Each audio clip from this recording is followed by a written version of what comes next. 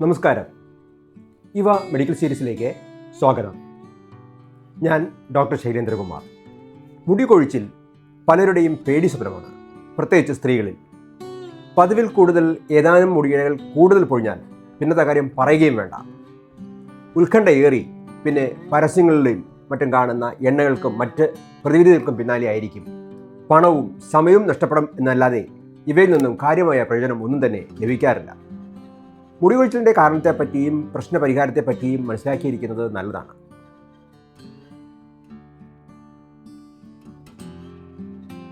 പ്രയോജനപ്രദമായ ഇത്തരം വീഡിയോകൾ നിങ്ങൾക്ക് സ്ഥിരമായി ലഭിക്കുന്നതിനായി ഇവ മെഡിക്കൽ സീരീസ് ചാനൽ സബ്സ്ക്രൈബ് ചെയ്ത് ബെൽ ബട്ടൺ ക്ലിക്ക് ചെയ്ത് ഓൾ എന്ന ഓപ്ഷൻ ഓൺ ആക്കിയിടുക. ഒപ്പം കമൻറ്റ് ചെയ്യാനും ഷെയർ ചെയ്യാനും മറക്കരുത്.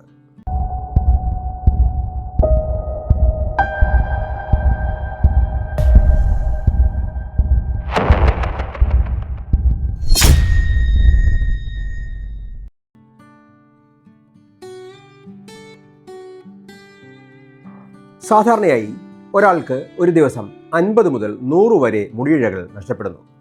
മുടിയിഴകൾ നഷ്ടപ്പെടുന്നതിനൊപ്പം പുതിയ മുടി ഒരേ സമയം വളരും എന്നതിനാൽ ഇത് സാധാരണയായി ശ്രദ്ധിക്കപ്പെടാറില്ല.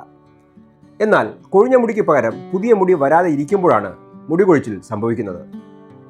മുടികൾ പൊഴിയുന്നതിനൊപ്പം പുതിയ മുടി വളരുന്നതിന് പകരം വളരെ കുറച്ച് മുടികൾ മാത്രം വളരുകയോ അല്ലെങ്കിൽ പകരം ഒന്നും തന്നെ വളരാതെ ഇരിക്കുകയോ ചെയ്യുമ്പോൾ ആണ് മുടി കൊഴിച്ചിൽ എന്ന അവസ്ഥ കണക്കാക്കുന്നത്. ഈ അവസ്ഥയെ അലോപീസിയ എന്ന് പറയുന്നു.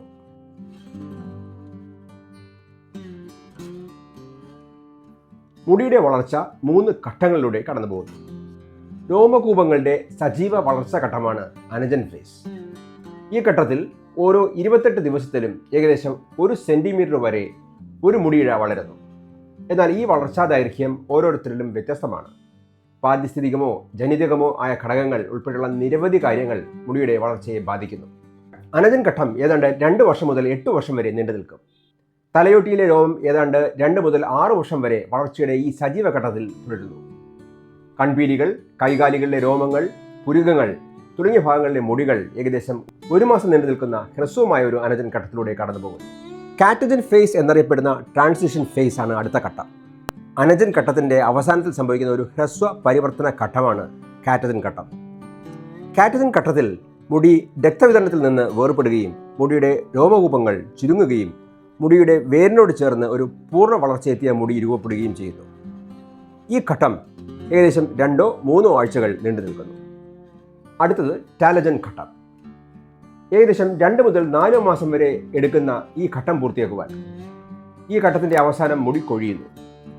ചെറിയൊരു കാറ്റജൻ ഘട്ടത്തിന് ശേഷം മുടി പുറത്തു വരികയും രോമകൂപം ഏതാണ്ട് 3 മാസത്തേക്ക് വിശ്രമിക്കുകയും ചെയ്യുന്നു. തുടർന്ന് പൂർണ്ണ വളർച്ചയെത്തിയ മുടി കൊഴിയുന്നു. ഏതാണ്ട് 3 മാസത്തിന് ശേഷം രോമകൂപം അനജൻ ഘട്ടത്തിലേക്ക് മടങ്ങുകയും പുതിയ മുടി വളരുവാൻ തുടങ്ങുകയും ചെയ്യുന്നു. മനസ്സിലാക്കേണ്ടുന്ന കാര്യം, എല്ലാ രോമകൂപങ്ങളും ഒരേ സമയം ഈ ഘട്ടങ്ങളിലൂടെ കടന്നു പോകുന്നില്ല എന്നതാണ്.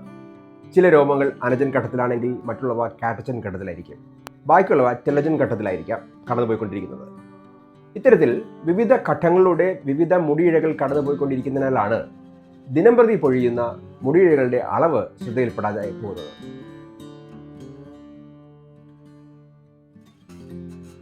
സ്ത്രീകളിൽ മുടി കൊഴിച്ചിലുണ്ടാകുവാൻ നിരവധി കാരണങ്ങളുണ്ട്. കേടായ രോമകൂപങ്ങൾ, ഭക്ഷണശീലങ്ങളിലെ മാറ്റങ്ങൾ, പെട്ടെന്ന് ശരീരഭാരം കുറയ്ക്കൽ, മാനസിക സമ്മർദ്ദം, മുടിയിൽ ചെയ്യുന്ന കെമിക്കൽ ചികിത്സകൾ, കീമോതെറാപ്പി അല്ലെങ്കിൽ റേഡിയേഷൻ തെറാപ്പി പോലുള്ള ചികിത്സകൾ തുടങ്ങിയ കാരണങ്ങൾ മുടി കൊഴിച്ചിലിന് കാരണമാകാം. അതുപോലെ തൈറോയ്ഡ് പ്രശ്നങ്ങൾ, വിളർച്ച, വൈറ്റമിൻ കുറവ് തുടങ്ങിയ അടിസ്ഥാന ആരോഗ്യ അവസ്ഥകൾ, ഗർഭം, ആർത്തവ വിരാമം പോലുള്ള ഘട്ടങ്ങളിൽ സംഭവിക്കുന്ന ഹോർമോൺ മാറ്റങ്ങൾ, ഉയർന്ന അളവിൽ വൈറ്റമിൻ എ പോലുള്ള സപ്ലിമെൻറ്റുകളുടെ ഉപയോഗം, ചില മരുന്നുകളുടെ ഉപയോഗം, ഉദാഹരണത്തിന് രക്തസമ്മർദ്ദത്തിനും സന്ധിവാതത്തിനും ഉപയോഗിക്കുന്ന ചില മരുന്നുകളുടെ ഉപയോഗം, ജനിതകവും പാരമ്പര്യവുമായ പ്രശ്നങ്ങൾ എന്നിവ മുടി കൊഴിച്ചിലിന് കാരണമാകാറുണ്ട്.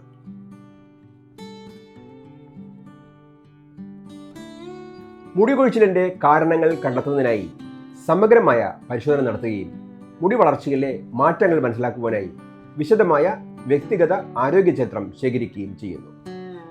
നിലവിൽ കഴിക്കുന്ന മരുന്നുകളെക്കുറിച്ചും സപ്ലിമെൻറ്റുകളെക്കുറിച്ചുമുള്ള വിവരങ്ങൾ ചോദിച്ച് മനസ്സിലാക്കുന്നു.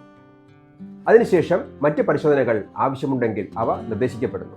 Testosterone, prolactin, follicular stimulating hormone, luteinising hormone തുടങ്ങിയ ഹോർമോൺ പരിശോധനകൾ, thyroid hormone level, serum iron, serum ferritin, total iron binding capacity, VDRL പരിശോധന, ടോട്ടൽ ബ്ലഡ് കൗണ്ട് തുടങ്ങിയ പരിശോധനകൾ നിർദ്ദേശിച്ചേക്കാം.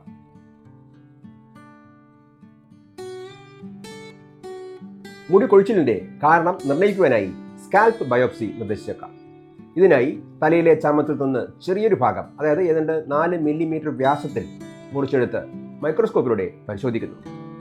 അമിതമായ അളവിൽ മുടി നഷ്ടപ്പെടുന്നുണ്ടോ എന്നറിയുവാനായി ചെറിയ അളവിൽ, അതായത് ഏകദേശം 100 മുടിയിഴകൾ വലിച്ചു നോക്കുന്നു.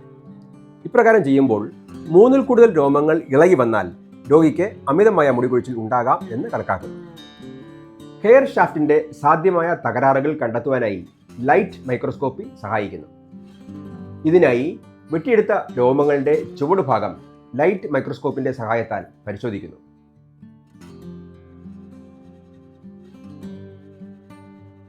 മുടി കൊഴിച്ചിലുള്ള ചികിത്സ അതിൻ്റെ കാരണത്തെ ആശ്രയിച്ചിരിക്കുന്നു. മുടി കൊഴിച്ചിലുകൾക്ക് ഫലപ്രദമായ ചികിത്സകൾ ലഭ്യമാണ്.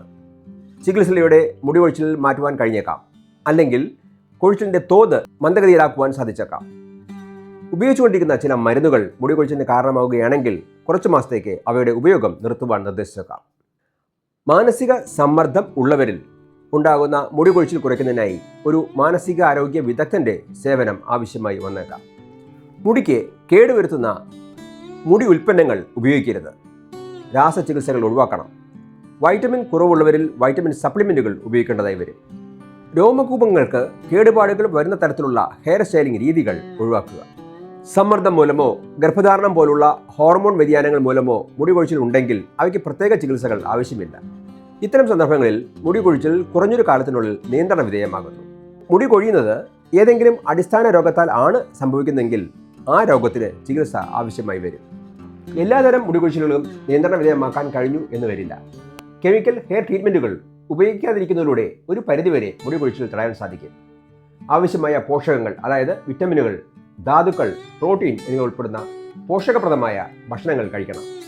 ചില തരത്തിൽപ്പെട്ട മുടി കൊഴിച്ചിൽ ശാശ്വതമാണ്. പ്രത്യേകിച്ച് രോമകൂപങ്ങൾക്ക് കേടുപാടുകൾ ഉണ്ടെങ്കിൽ മുടി കൊഴിച്ചിൽ ശാശ്വതമായി നിലനിൽക്കും. ഏതെങ്കിലും അടിസ്ഥാന ആരോഗ്യ അവസ്ഥകളുണ്ടെങ്കിൽ അവ നിയന്ത്രണ വിധേയമാക്കുന്നതിലൂടെ മുടി കൊഴിച്ചിൽ മെച്ചപ്പെടുന്നു. മുടി കൊഴിച്ചിൽ പലരിലും വൈകാരികമായി വെല്ലുവിളികൾ ഉയർത്തുന്നു.